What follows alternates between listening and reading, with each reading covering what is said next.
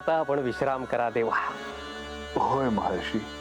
आपल्या सेवेसाठी मी उपस्थित आहेच, परंतु माझ्या अनुपस्थितीत माझे शिष्यगण देखील आपल्याला काही कमी पडू देणार नाहीत. संकोच बाळगू नये. उत्तम.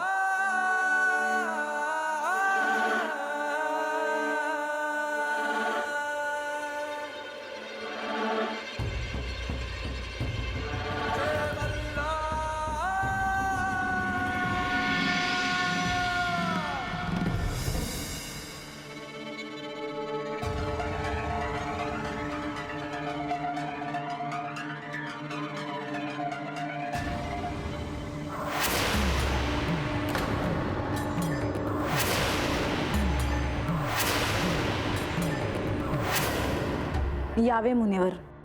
नारायण नारायण.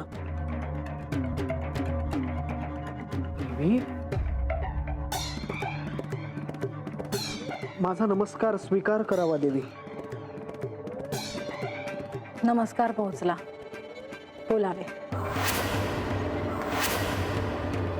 आपली भेट नाही, दर्शन नाही म्हणून आलो. नाही, हे खरं उत्तर नाही. काही कारण असल्याशिवाय तुम्ही येणार नाही मुनिवर. खरं तर कारण आहे, परंतु दर्शन घ्यावे हाही हेतू होता. त्यात श्री खंडेराय गडावर नाही, तुमचे शिष्य इथे नाही. बानू, मग तुम्ही कोणाला भेटणार? श्री विष्णू, श्री महालक्ष्मी देवी यांच्याशी तुमची भेट होतच असते. क्षमा असावी माते, परंतु मला खरंच भेटता आलं नाही. चिंतेत दिसत आहात मुनिवर. भय बाळगू नका, सांगा. देवी, आपण मला शासन करावे म्हणून मी इथे आलो आहे.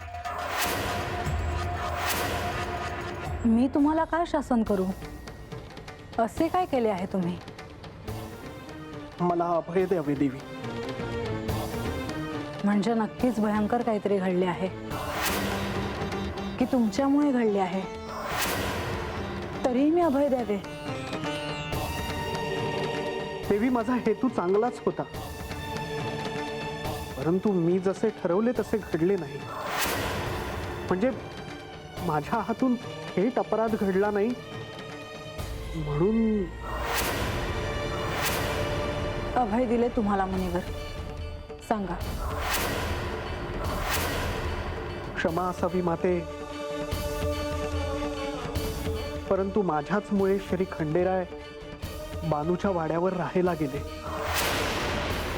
आणि पर्यायाने आपल्याला सोडून तिच्या बरोबर वनात गेले.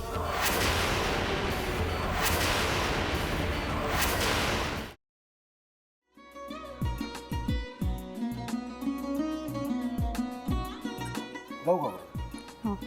असाच लावू ना.